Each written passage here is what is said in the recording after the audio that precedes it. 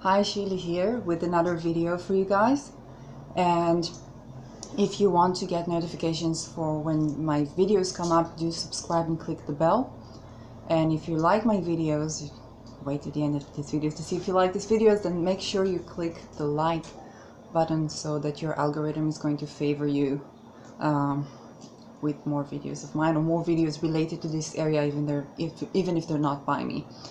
So if you want to work with the algorithm of YouTube, that's how you do it. Subscribe, click the bell if you want more notifications, press like if you want more of the like from this particular video by me or by other users. So today I want to talk about what goes wrong. What goes wrong? What goes right when your manifestation goes wrong? What goes right when your manifestation goes wrong? Now, I've touched on this subject a couple of times from the astrological perspective. I was speaking about Saturn and why do some manifestations happen slower than others, and on the watch what you wish for. But this time I want to talk about not on the watch what you wish for, but actually on why you can relax into manifesting sometimes and know that even if something goes wrong, that probably, not always, but sometimes have a very good reason. So, from the spiritual perspective, if it was all love and light on this planet, then we wouldn't have incarnated. We would be somebody's spirit guide. Really, we would.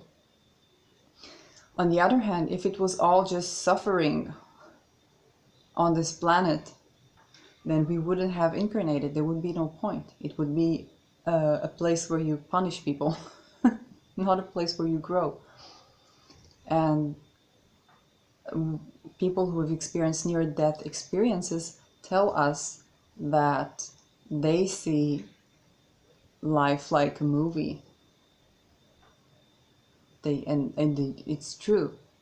They genuinely do see life like a movie, like everything is some sort of a matrix and not real. But not in the sense of coming to delude us, but of coming to experience a certain set of experiences around in this life. Some of them are quite wrong. So what if you manifested a job and something quite awful happened there? What if you manifested a relationship and that beautiful, empowering relationship turned violent suddenly? Then what I want you to know is that even when things go wrong with your manifestations, something there went right. I think I was speaking about opportunism in the past. So take a little bit of opportunism into your life and see what goes right when your manifestation goes wrong. What went right? How did it go right? It's a very important question to ask yourself. For example, if you have, let's say, Saturn in the 7th house, then you're going to go through trial and error in your relationships, and that's where you're going to have both the understanding that yes, it's harder work for you to attract a relationship and to stay in a relationship, but also that you need to integrate that child spirit, that curiosity into your relationship.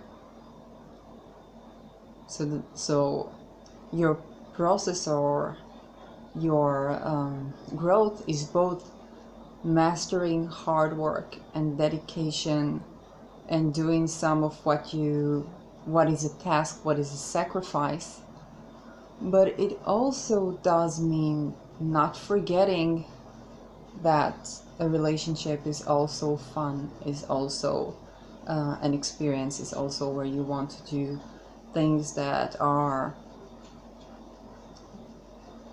reviving the spirit. Let's say you have Neptune in the 7th house.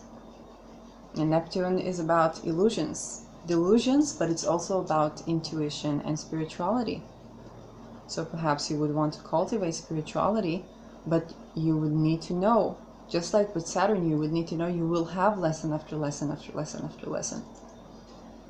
In one relationship or in a couple of relationships, until you master Saturn. It's just going to happen. It's just going to happen in your life. How hard will the lessons be? That depends on the level of awareness and the access to awareness you have in your time, in your circle of friends, in your family. There are evolutionary parts to it, but you still have Saturn in the 7th house. If you have Neptune there, or if you're ruled by Neptune, or wherever your Neptune is in your life, doesn't have to be the 7th house, then this is where you're going to have to surrender yourself into the lessons. For example, if Neptune is in your 7th house, then the places of illusions are going to be in your relationships. You could have a relationship that seems very spiritual and beautiful, but turns out abusive. Something that can happen with Neptune. And on the other hand, you could really have a relationship that is genuinely very spiritual and beautiful and intuitive after you have surrendered your unconsciousness into the greater universe, and know that you just surrender. Whatever is going to be, is going to be. That's Neptune, just letting go. If you have Pluto in your 7th house, I do, or 8th house, I have it just right between the 7th and the 8th. So that means that you're going to go through a crisis of rising like the phoenix from the flames, of a complete transformation that is more often than not unpleasant and prolonged, unlike the Uranus transformation, which is like one day. Uranus, for example, one day you lost your home, you lost your friends, you lost your job, and then you decided you're going to move into a new country and live your dreams, because anyhow you can lose everything at any moment, and there you are right where you should be. You were afraid to lose, and then whoop, everything was taken away from you. Not in 1 year like a Saturn return, but in one day, couple of weeks. That's Uranus. Of course it can be more prolonged, but it's very disruptive. It's very short term. It's not a long process with Uranus, whatever. But with Pluto, it's the phoenix rising from the flames. It's trauma, heavyweight trauma. So when you do your manifestations, you need to keep in mind that these energies, or the archetypes of these energies, if you're not into astrology, you can just integrate the idea, the concept in your spirituality, that there are certain sort of transformations, certain sort of changes in each and every area of your life that are going to be quite harder or more prolonged or more painful than others.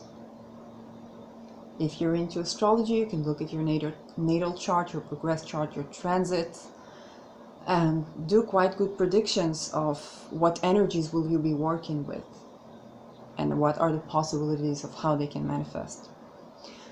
But if you don't believe in astrology, just understanding this concept that even when you think that everything is wrong about what you manifested, everything went wrong, things got wrong, then there is something very, very right to it. Now, if you have more questions on this topic, please send them to me. You can write in the comments below. You can DM me on Instagram, where I upload more tips from time to time of what I do here. If you like this video, please give it a thumbs up. And if you want to get notifications for the next videos that I upload, do subscribe and click the bell button. That's how you work with YouTube algorithm. When you give this video a thumbs up, you're going to get more of the like from the YouTube algorithm. That's how it works. So whether by me or by other users. So that's how you can dictate what you get by the notifications of YouTube. It was pleasure to see you, and I'd like to hear from you more. I see sometimes I have more and more subscribers, and I'm like, write something, say something, ask me something, communicate. Because I'm here, and I'm here to answer your questions. And if you have requests for me, then write them down here or DM me on Instagram for any questions or requests you may have in the topics I do my video on. That's manifestation, healing, manifesting well-being, manifesting health, psychology, healing from trauma, a little bit of astrology, crystals, and channeling. This is celestite. I have only began to work with this crystal, so perhaps the upcoming videos are going to be the results of what I get from these. See you in my next video.